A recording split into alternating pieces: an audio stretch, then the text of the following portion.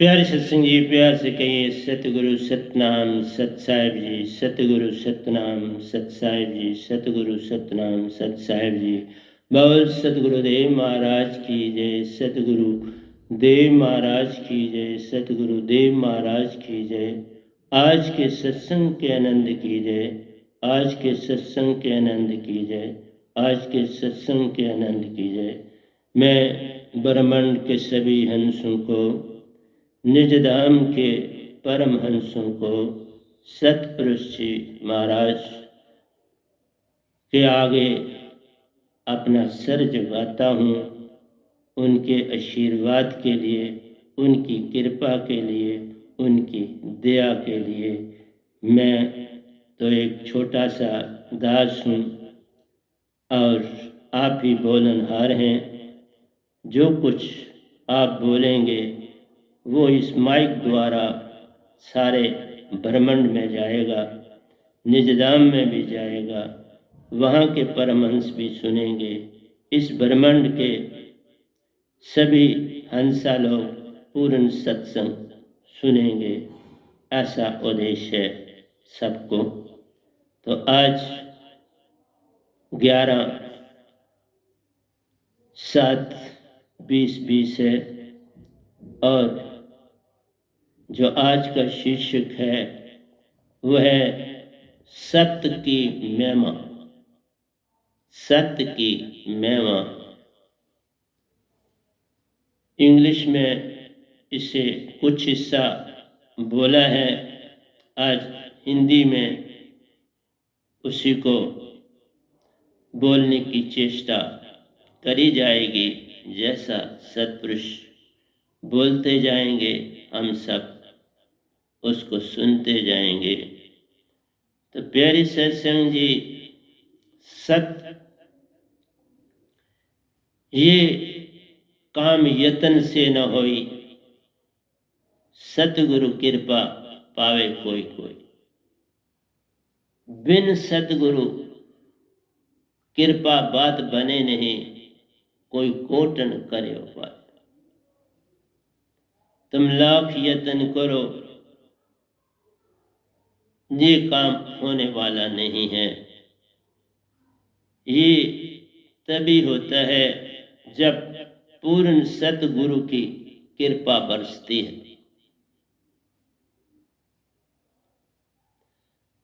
मेरा सबसे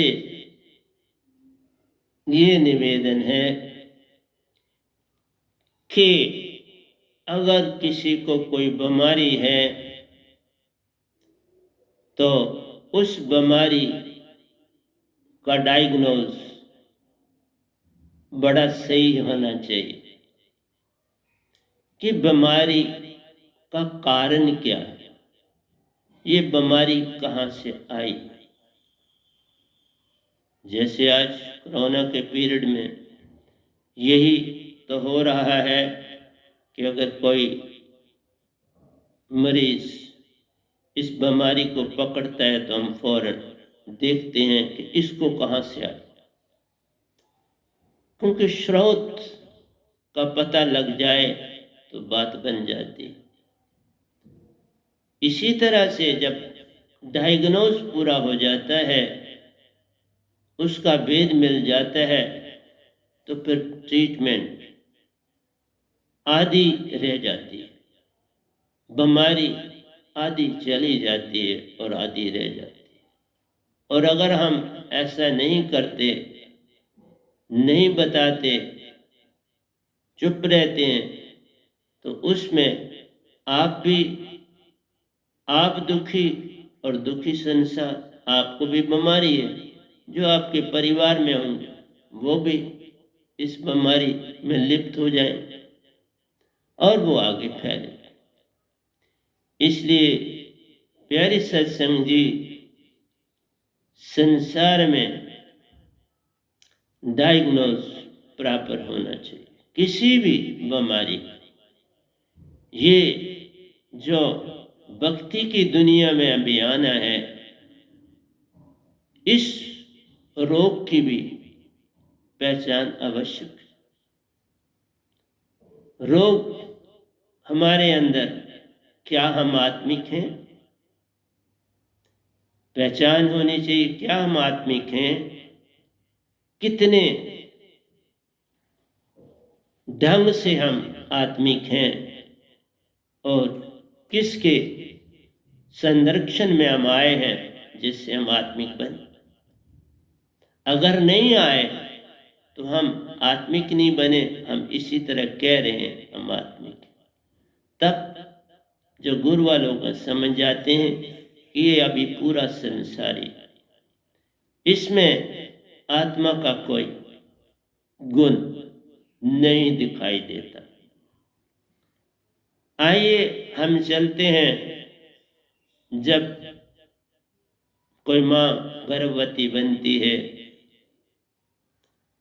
तो उसके शरीर में जो अंश बनता है उस अंश में 3 चीजें शामिल हो जाती हैं बनते ही। एक तो उसमें सुरती होती है, एक माँ के द्वारा निरति श्वास से जाती है, और तीसरा जो मन का भाव है जो माँ के द्वारा उत्पन्न होता है वो पल पल उसकी तरफ जाता है। तो जो भाव होते हैं उसमें मन भी शामिल होता है और माया भी शामिल होता है। लेकिन अभी इन चीजों का प्रभाव उसके ऊपर नहीं पड़ता, क्योंकि वो सारे काम माँ के द्वारा कर रहा है।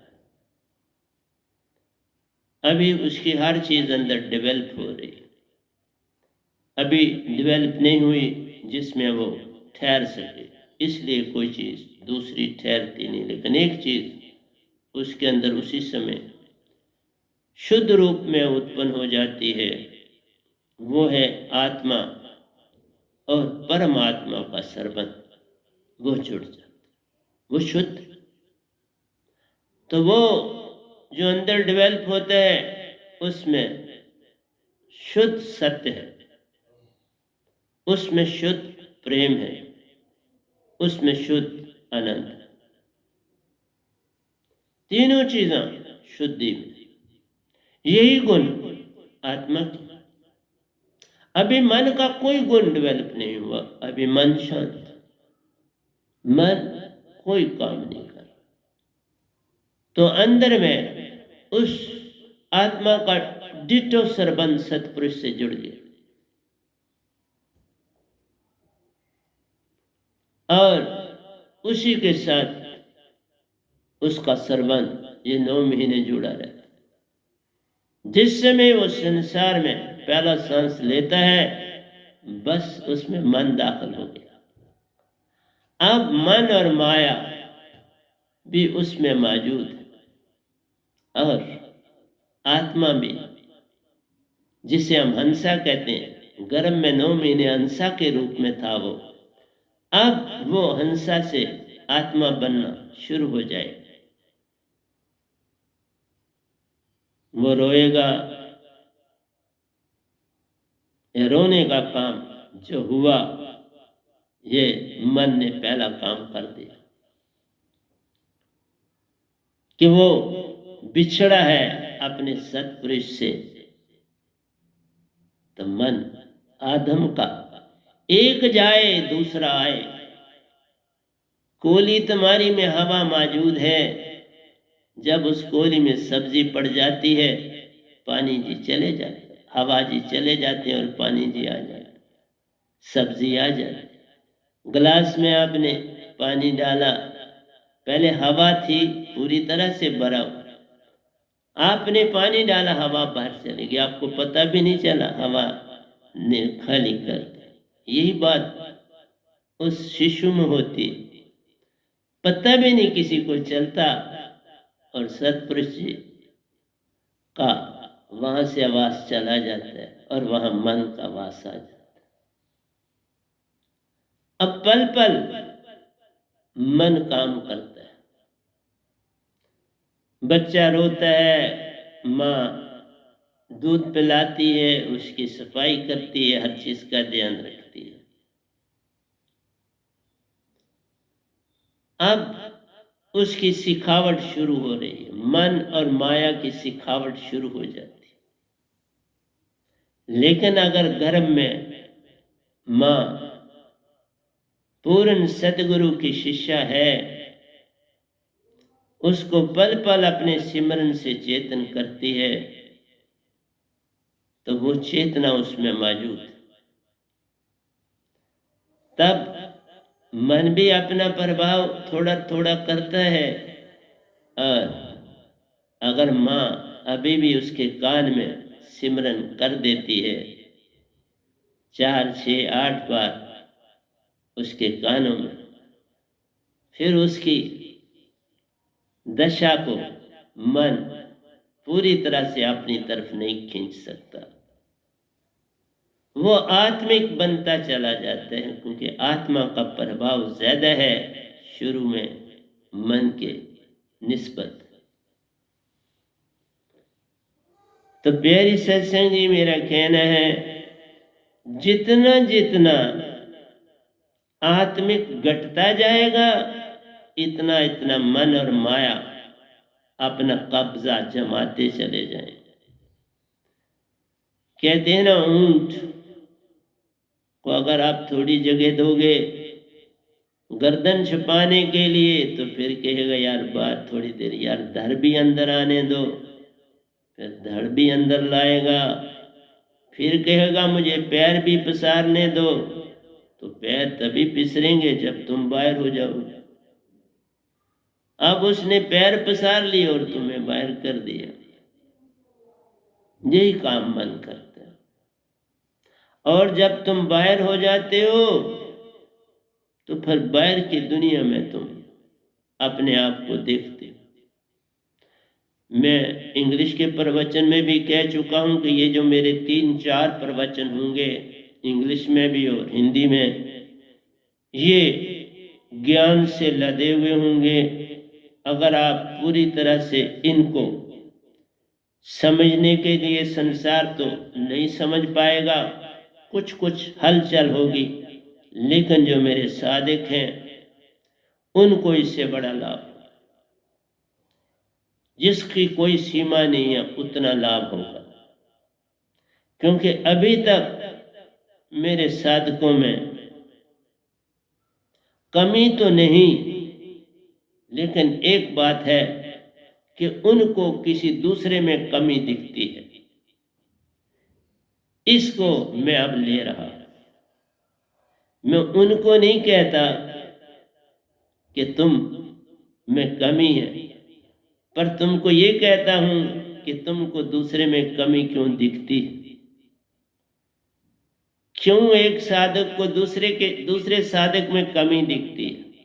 संसार तो है, वो मन जो ही एक बच्चा 17 साल का हो गया, अब वो पूरा, अगर उसने कोई सतगुरु का सरबंध नहीं जोड़ा, तो वो पूरा मन और माया वाला हो गया। अब उसके अंदर बस आत्मा एक नाम मात्र के लिए रह गई। जैसे गर्भ में बच्चा आया था, तो माँ के भाव माँ तक ही रहते हैं, वो एक नाम के बराबर ही मन बच्चे के पास था, लेकिन आत्मा 100% हंसा रूप में सतपुरुष के साथ था।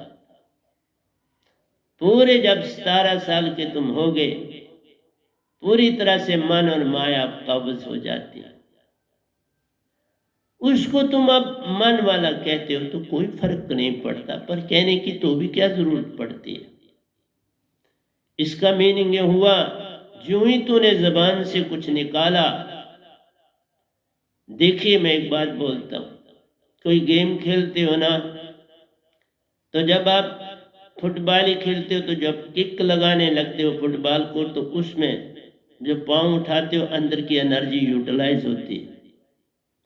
आपने जो किक मारी और वो आगे गया, वैसे आगे थोड़ा चला गया, उसको अंदर की एनर्जी मिली और वो दूर बॉल गया।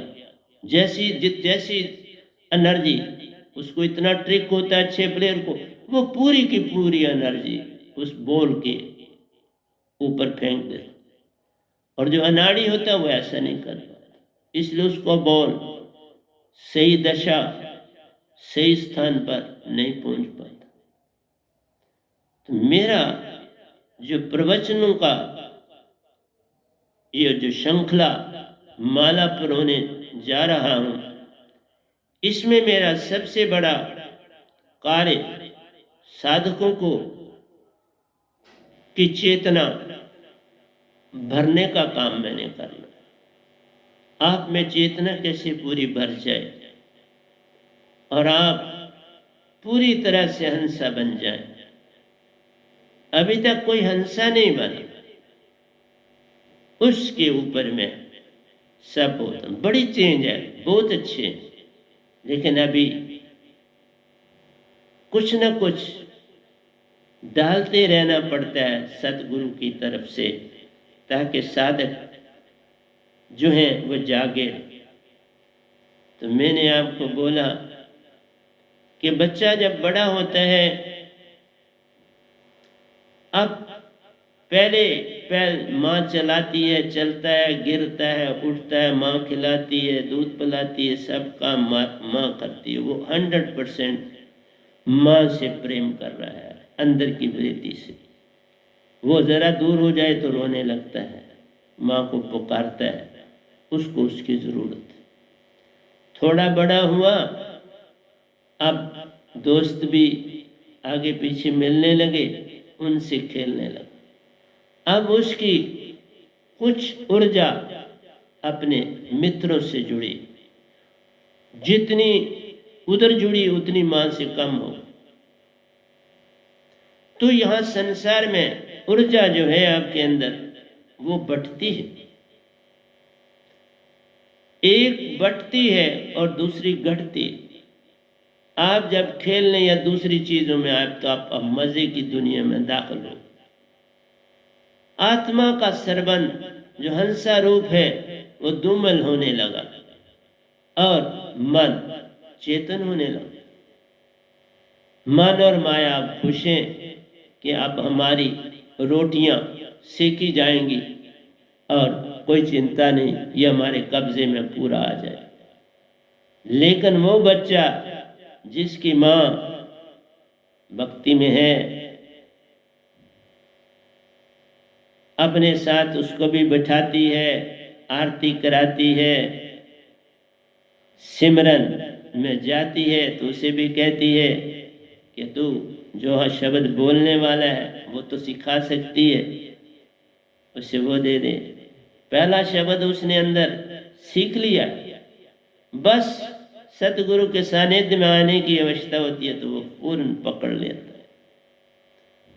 तो मेरा सत्संग जी आपसे ये कहना है, जैसे जैसे तुम संसार की तरफ चलना शुरू होगे, वैसे वैसे तुम मन वाले होते जाओगे और जो आपका आत्मिक रूप है वो घटता तो नहीं, छेदित होता चला जाता है। उसके ऊपर जो है वो माया का लबादा ओढ़ा जाता है। जैसे बादल आ जाते हैं सूरज के सामने तो सूरज अब दिखाई नहीं देता तो भी रोशनी फेंकता है, कुछ निकाल देता है और फेंकता है। इसी तरह से आप भी मन और माया के विचारों में छेदित हो जाते हैं। और एक बात और बताऊं, मन बड़ा होशियार है। बचपन में हो तो बचपन टाइप के विचार उत्पन्न करता है, वैसे ही विचार होते हैं आपके पास जो बचपन की अवस्था, क्योंकि मन बड़ा होशियार, वो वैसे विचार देता है और वो विचार जो ही आगे बढ़ते हो तो वो विचार छूट जाते हैं, नए आपको देता है, आपको पता नहीं चलता। अब आपके विचार नए हैं।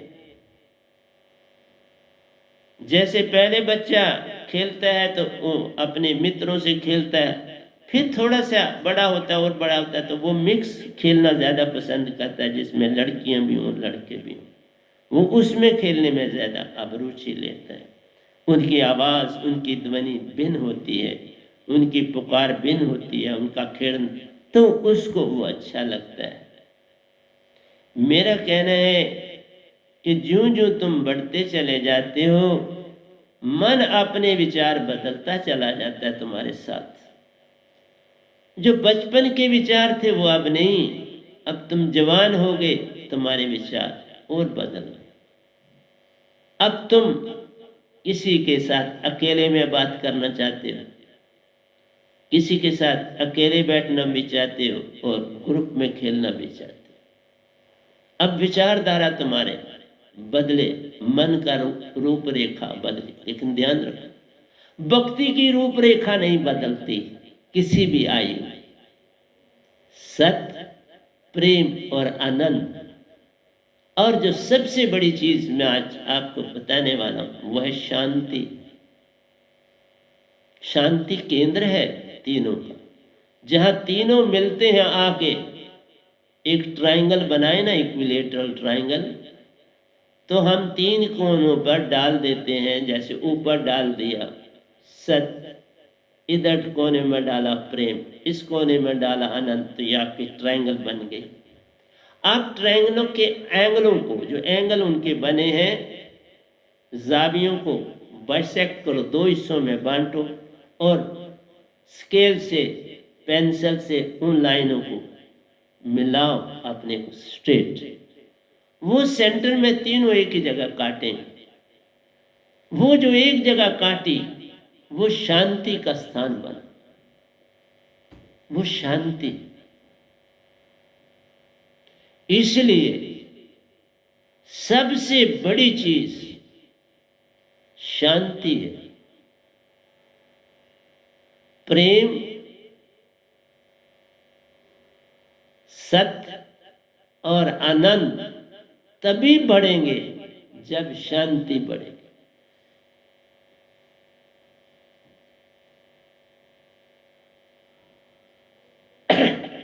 तुमने अपने अंदर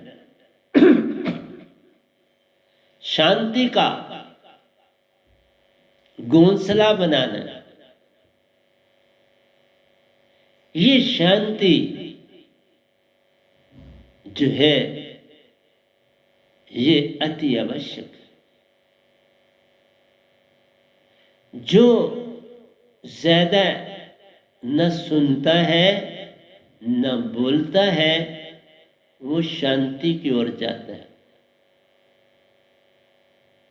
और जो ज्यादा बोले, सुने, दौड़े, उसकी शांति भंग हो जाती है।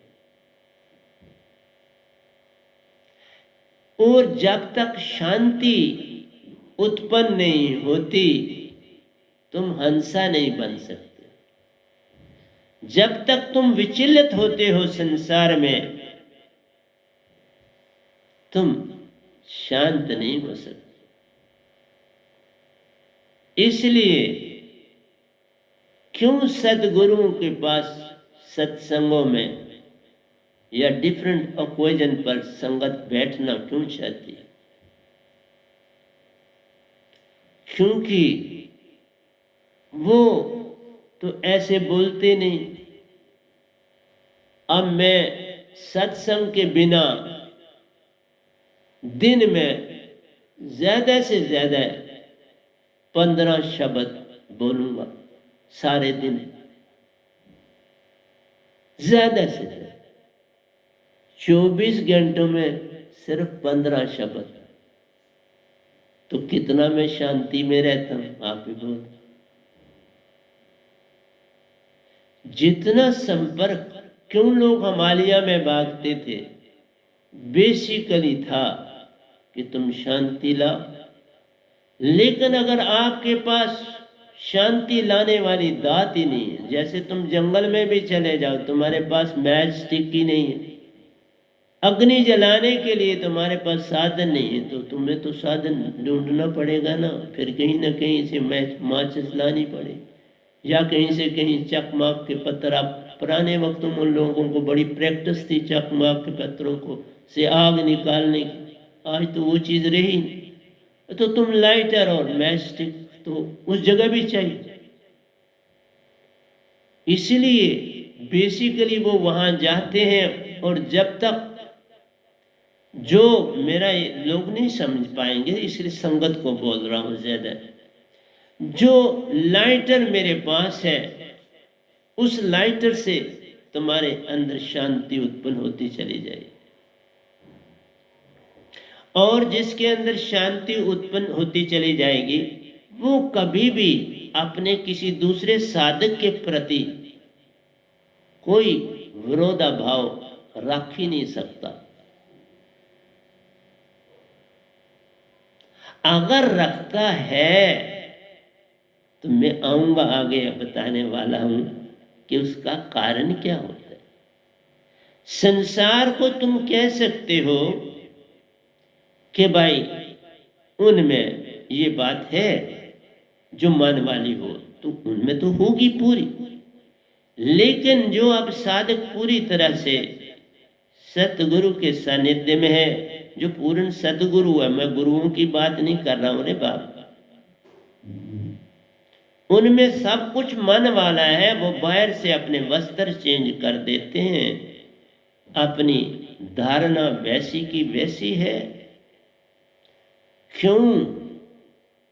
कि जब तक आत्मा को जगाने वाली दात न होगी, अग्नि को जलाने वाली मैच स्टिक न होगी, तो अग्नि नहीं जलेगी। आग होगी तो तेल फिर काम कर जाएगा, पर पहले आग थोड़ी लगनी चाहिए तो तेल लगेगा। आग ही नहीं लगी तो तेल कहां से लगे? इसलिए जब तक ये जो शब्द मेरे पास सतपुरुष ने दिया है, ये आत्मा को मन से अलादा और माया से अलादा करने वाली मैस्टिक है। जैसे मैंने इंग्लिश के वचन में कहा कि लोहा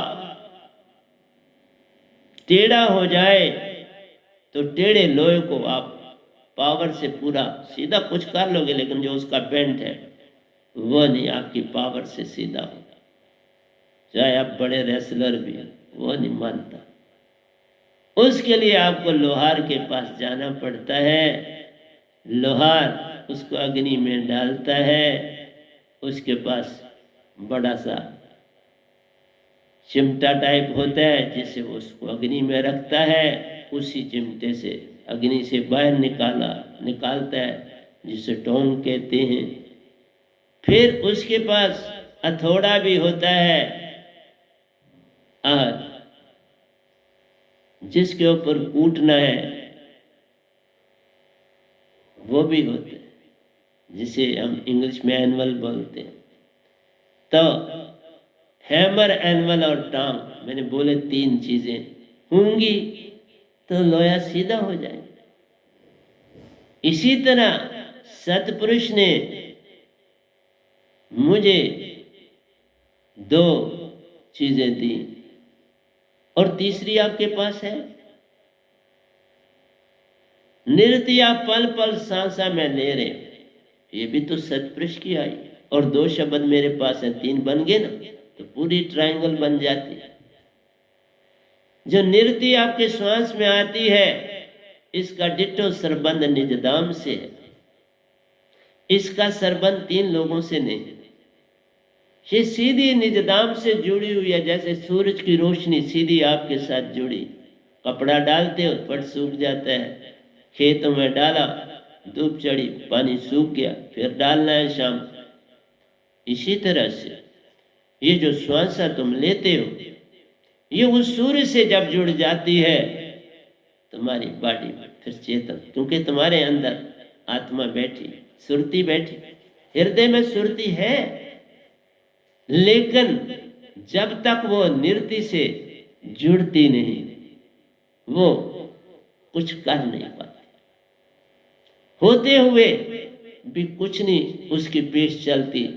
सुरती और निरति जुड़े तो मन और माया फिर भागने की चेष्टा करती। जैसे बादल दो चीजों से, पानी और हवा ने बादल बनाए। हवा ना हो तो बादल नहीं बने। ये पवन वेपर्स को धरती से उठाती है, अपने में ले लेती है। पहले थोड़े थोड़े लेती है, जब ऊपर आसमान पर पहुंचती है तो फिर वो घने हो जाते हैं, फिर वो पानी के कतरे जुड़ते चले जाते हैं। अब उनका साइज बढ़ता जाता है पानी के कतरों का।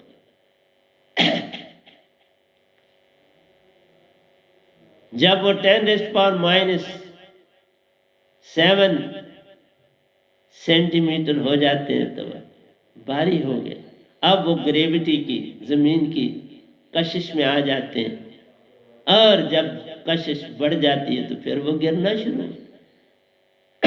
जमीन की कशिश न हो तो बारिश कैसे हो?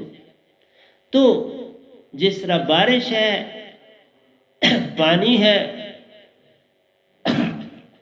पवन है और जमीन की आकर्षण शक्ति है, तीन हुए ना, तीन हुए तो बारिश हुई। इसी तरह से मैं बोलता हूं, मेरा शब्द मिले, सुरती मिले, नृति मिले तो तीन हुए ना। जब तीन हुए तो फिर मन कुछ कर नहीं पाता। खाली आत्मा को, जैसे खाली हवा हो, बारिश नहीं होगी। कहां से आएगा पानी? पानी चाहिए। और फिर पानी भी हो और हवा भी हो, ग्रेविटी न हो तो उड़ जाएगी, वो तो आगे चली जाएगी। फिर कहीं पहाड़ों पर ही छोटी मोटी बारिश होगी, जमीन पर नहीं। आकर्षण से बादल जब थिक हो जाते हैं तो उनको ग्रेविटी की पुल में आ जाए,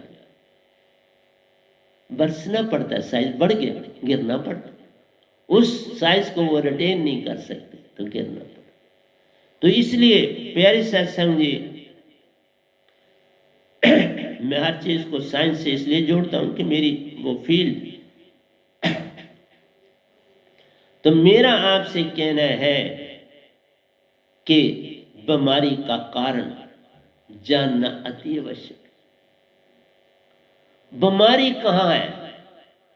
किसी ने कहा है, अगर तुमने अंदर खुदा को देखा नहीं तो बाहर जाने का कोई लाभ नहीं।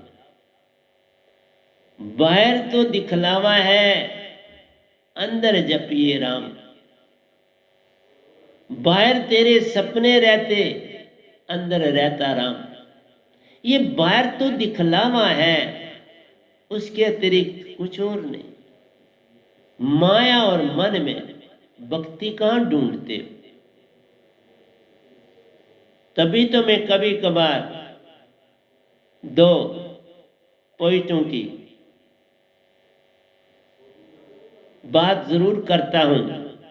दोनों की मित्रता भी है, लेकिन भक्ति का भाव अलग है। जैसे मेरे साथ एक उनके संसारी भी बड़े मित्र, लेकिन जितना वो संसारी से संबंध जोड़ते हैं, इधर से इतना गिर जाता है, डिट्टो गिर जाता है। जैसे मैंने कहा, बच्चा जब खेलने की तरफ गया तो उतने % जितना उधर प्यार उसका बड़ा, मां से कम हो। इसलिए एक दशा ऐसी आती है कि मुश्किल से कभी मां को बुलाता। मां तो अंदर से तरसती है, बेटा जाएगा ऑफिस से, वो फिर उन परेशानियों में मस्त है, उन परेशानियों में खोया है, मां के कमरे तक नहीं जा पाता। देखो, प्यार अब 2 बूंद का भी नहीं रहा। ड्यूटी है, लेकिन वो चीज दिखावा जरूर है। संसार को तुम दिखाना चाहते हो तो वो दिखावा है, लेकिन अगर तुम्हें अंदर से पूछो, अब तुम्हें अपने सिवा कोई दिखता नहीं। इसलिए कहा, बाहर की दौड़ शुरू हो गई अंदर सब मिट जाता है। बाहर तो केवल सपने तेरे, सपनों में ही रह जाता है। प्यारे सत्संग जी, इस एपिडेमिक के पीरियड में मैंने बड़ा लिखा, बहुत कुछ लिखा, बड़ा संग सत्पुरुष से जुड़ा और संसार से टूटा। मैं अब साधकों से भी बस एक आधे से बात कर लेता हूँ, एक या दो बार या कई बार, एक बार भी। मेरे मोबाइल में मैं एक दिन में मुश्किल से 3 फोन करता, मुश्किल से। किसी दिन एक भी नहीं, किसी दिन एक। और कोई बात सुनानी होती है जिसकी सारी ड्यूटी लगाई है संगत के लिए, उसके साथ ही बात हो पाती है टेलीफोनिकली। और इस पीरियड में मैं संसार को देने के लिए लिखता रहता। लिखता इसलिए हूं कि कल को मेरा लिखा हुआ तो रहेगा और बोल भी रहा हूं अब, लेकिन जितना मैं लिखता हूं उतना बोल तो पाता नहीं, लिखता बहुत ज्यादा। बोल मैं उसका कुछ ही। अभी तक जैसे मैं आपको बोलूं तो मैंने जितना बोला 2 पॉइंट बोल, उससे आगे नहीं बोला। मेरा था कि डायग्नोस करो, तुम भक्ति में भी डायग्नोस करो कि क्या तुम आत्मा की तरफ चल रहे हो, हंसा की ओर चल रहे हो या संसार की ओर, तभी भक्ति होगी ना। अगर तुम रूढ़ावादी हो, जो कुछ तुमने पहले सीखा था माँ बाप से, तुम उसी पद्धति में हो और आज तक तो वैसा कुछ सतगुरु आया ही नहीं धरती पर, तो वो सारा व्यर्थ है ना। वो दात तो अभी लोगों को ज्यादा पता होता, मैं डेटे बेटे नहीं याद रखता हूं। तो यही 7.5 साल का पीरियड हुआ ये दात पाए हुए। तो ये दात जब से सृष्टि में आई है, उस दात के बाद ही भक्ति शुरू होती। जो चीज सृष्टि में आएगी उसके बाद ही तो वो शुरू होगी। तो पहले जो भी अपनी भक्तियां आप करते थे, जिन जिन गुरुओं को आपने धारा, अगर वो पूर्ण होते तो मेरे को चुनने की आवश्यकता क्या थी। नहीं कोई पूर्ण था तो सत्पुरुष ने मुझे भेजा, और मुझे भेजा ही नहीं, मुझे सिखाया कैसे बोलना है। ये भी उन्हीं की देन होती। मैं कौन होता हूं लिखने वाला। मैं भी आपको बताने जा रहा हूं, आप हैरान होने दो। किसी आदमी ने जैसे किसी को कहा तुम चोर हो, चोर को बड़ा गुस्सा, उसको गुस्सा आया, इसने मुझे चोर कहा, और उसके पास इतने प्रूफ है जिसमें वो साबित कर सकता है कि वो तो बिल्कुल चोर नहीं है, सारा संसार चोर, और प्रूव करते हैं। एक इंसान 2 रुपए की चीज है तो वो देख लेता, परखा उसको को जो गाहक आया है, उसकी जबान से उसको पता चल जाता है इसको इस चीज की पहचान है कि नहीं पहचान। वो उस पहचान से उसका रेट लगाता है उसके साथ। मैंने किसी संगत वाले को देखा कि एक चेरी का डब्बा उसने एक अनजान को, दुकानदार ने 300 का दिया, जिस डब्बे का रेट 150 रुपया और उसमें उसकी कमाई भी थी 150 था। उसने 300 लिया। मुझे उस बंदे ने बताया तो नहीं, लेकिन चूंकि मुझे पता चला कि 300 का लिया, मैंने उस दुकानदार से सिर्फ इतना कहा, जब मैं सौदा लेने गया उससे, तो मैंने कहा आपने किसी को सौदा तो दिया पर पैसे गलत लिए, बस इतना कहा।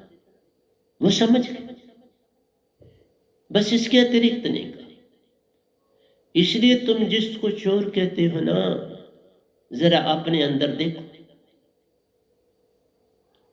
तुम जब किसी को किसी भी काम के लिए उकसाते हो अपने प्रलोभन के लिए, तो वो क्या चोरी नहीं?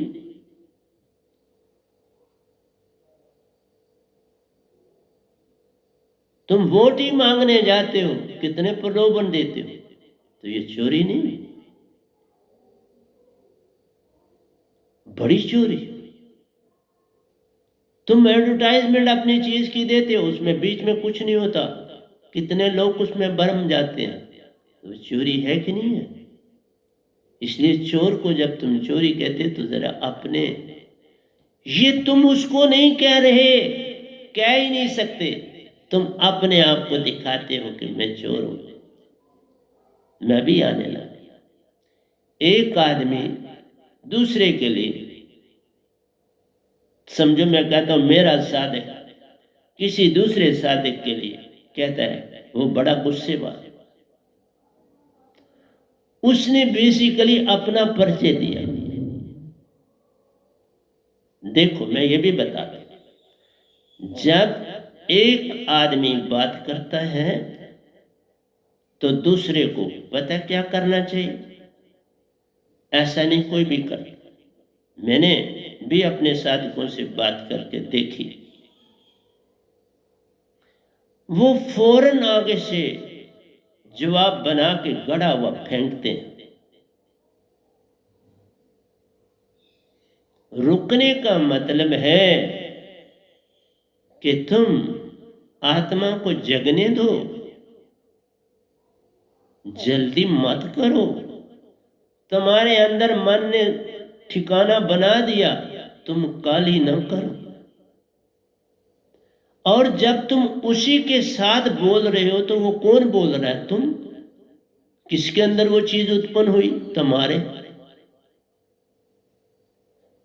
तुम्हें उसने कोई बात कही, सुनना मेरी ध्यान से, तुम अभी समझ नहीं पाओगे मेरी बात। उसने बात की, तुमसे कोई चीज इंक्वायर करना चाहता है और तुम उसी समय उसको साथ में उतर दे रहे, वो तुम्हारी ही बात तुमसे इंक्वायर करना चाहता है। वो तुम पहले सुनो ना। क्या तुम सुनते हो? नहीं, कोई नहीं सुनता। ऑन स्पॉट वापस फेंकते हो। ये कौन कर रहा है ऑन स्पॉट? मन। आत्मा ऐसा नहीं काम करती। आत्मा फौरन काम, ये भाव मन देता है और तुम अपनी पहचान देते हो। तुमने जो ही कहा वो बड़ा गुस्से वाला है, इसका क्लियर प्रत्यक्ष हो गया कि तुम ही गुस्से वाले हो। क्यों? कि अपनी ही पहचान अपने शब्दों में होती है। दूसरे की बात तुमने पकड़ी तो वो मन ने पकड़ी, सुरती तो पकड़ती नहीं, उसको गंदगी से लेन देन है ही नहीं। तुम अच्छी चीज भी पकड़ते हो, गंदी चीज भी पकड़ते हो, दोनों को जब पकड़ते हो तो वो मन है। तुम सुरतीवान नहीं हो। सुरतीवान होते तो तुम में शांति पहले आती, तुम सुन लेते, सुनने के बाद आराम से बैठते, सुरती से कहते जरा खोलो ये क्या क्या आया कागज में। तब तुम्हारे सामने चीज सुरती लाती तो तुम्हें पता लगता कि ये सारा तेरा कसूर है। तुम्हें कभी नहीं लगेगा फिर किसी का कसूर है। तुम संसार के लिए कह सकते हो क्योंकि उनकी अभी आत्मा जगी नहीं, तुम जो मर्जी बेचारों को कह लो, पर वहां कहने की भी क्या जरूरत है। वो तो मन से ही काम लेते हैं बेचारे, कहां करेंगे। उनकी तो लाखों जन्मों से सुरती सोई, लेकिन क्या तुम अपनी सुरती को जगा रहे हो? तुम प्रतिदिन मेरे प्रवचनों को सुन के मजा ले रहे हो, ये मन है। एक बात पर भी तुम सुरती को नहीं लाते।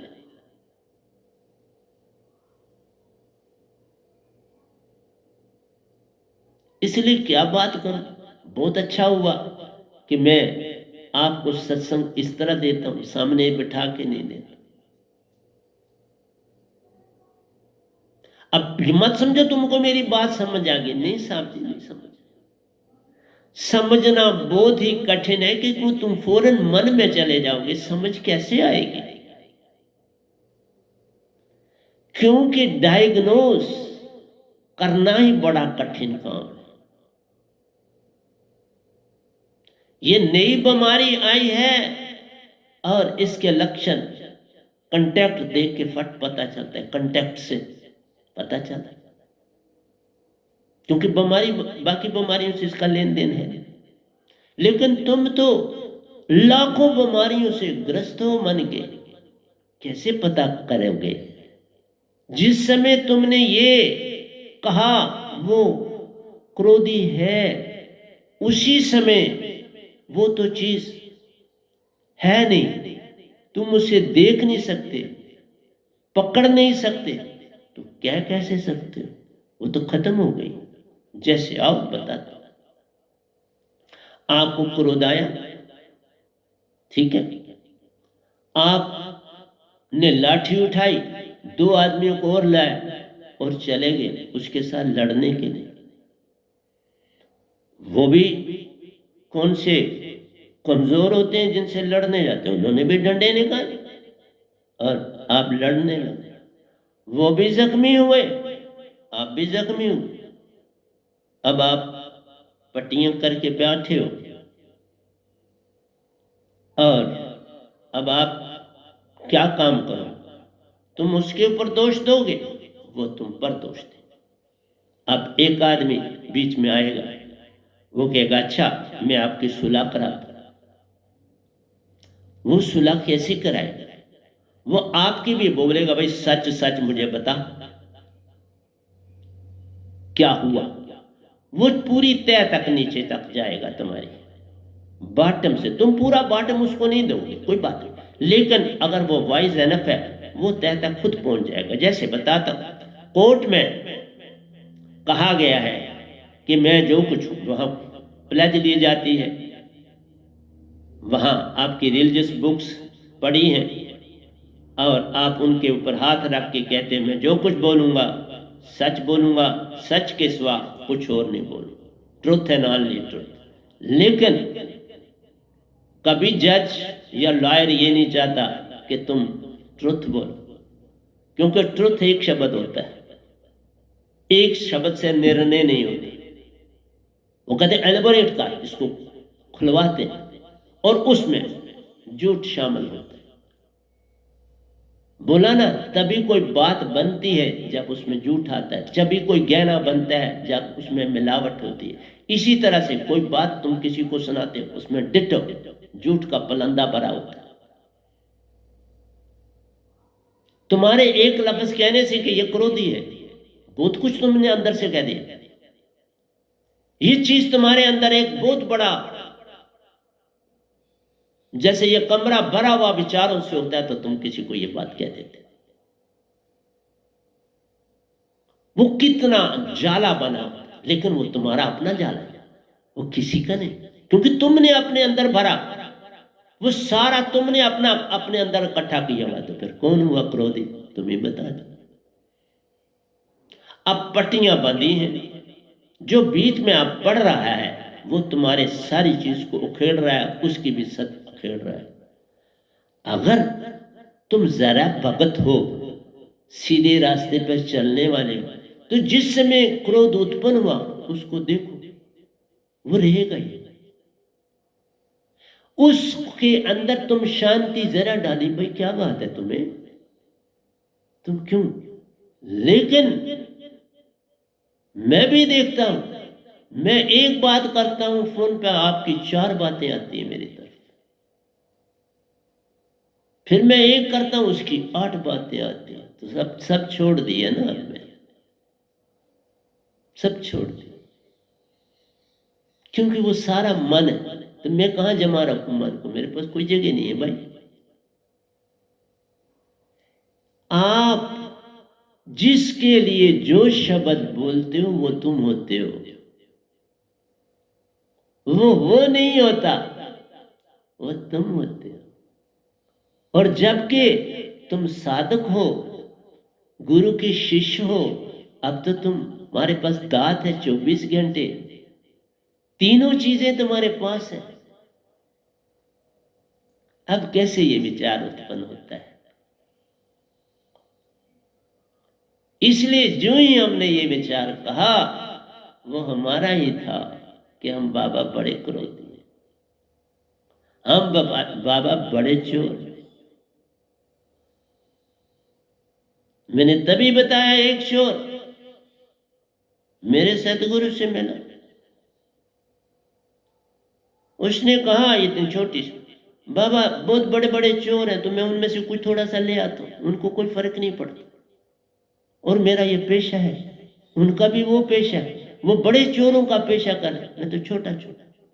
और इसके कई हिस्सेदार, उस बड़े चोर के भी बड़े हिस्सेदार, हर चोर की हिस्सेदारी है। तुम जैसे चोर हो वैसे हिस्सेदार है तेरे साथ। इसलिए कहा कि तुम्हें मेरे सत्संग अभी नहीं समझ आ सकता। सत्संग समझाना सबसे कठिन काम है बाबा। दुनिया में अगर कोई कठिन काम है वो सत्य को समझाना कठिन। इसलिए बोला कि जब तुम्हें पट्टियां बांधी हैं, अब तुम्हें क्रोध क्यों नहीं आ रहा, लड़के आ गए, अब तुम शांत हो, आप सुलह चाहते हो। जब क्रोध आया था तुमने उसे देखा नहीं, अब वो क्रोध तो है नहीं। जब तुम लड़ने गए तब तो क्रोध नहीं था, अब तुम डंडा लेने के जो तुम्हारा अब एक्शन है, अब वो चीज, वो क्रोध नहीं है साथ। अब तुम्हारे अंदर बदला लेने की भावना, अब भावना आ गई, क्रोध चला गया, भावना ने जगा दी, भावना अब चलेगी। पट्टियां देख रहे हो, अब इसके ठीक होने की तरफ देख रहे हो, तुम भूल गए सारा ना। अब तुम कह रहे हो ये कब ठीक होगा, ये मुझे कितने दिन लगेंगे, क्या होगा, अब तुम वो भूले। तो शुरू का क्यों नहीं भूले, इसलिए आत्मा का तुमने सहयोग नहीं लिया। आत्मा कभी कल के विषय में जानती नहीं।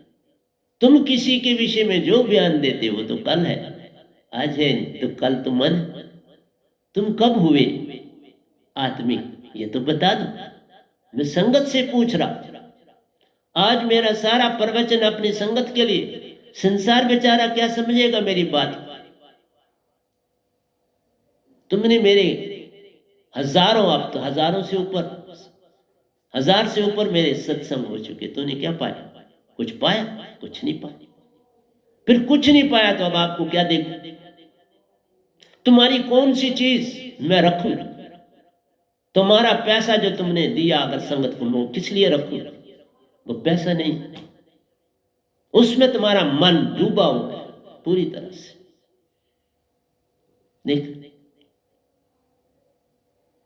तुम कहते हो मन को पढ़ लेना, मैंने कहा बचपन के विचार जवानी में नहीं होते, मन इतना चालाकी से काम करता, जो जवानी में है वो उससे बड़ी जवानी में नहीं होते।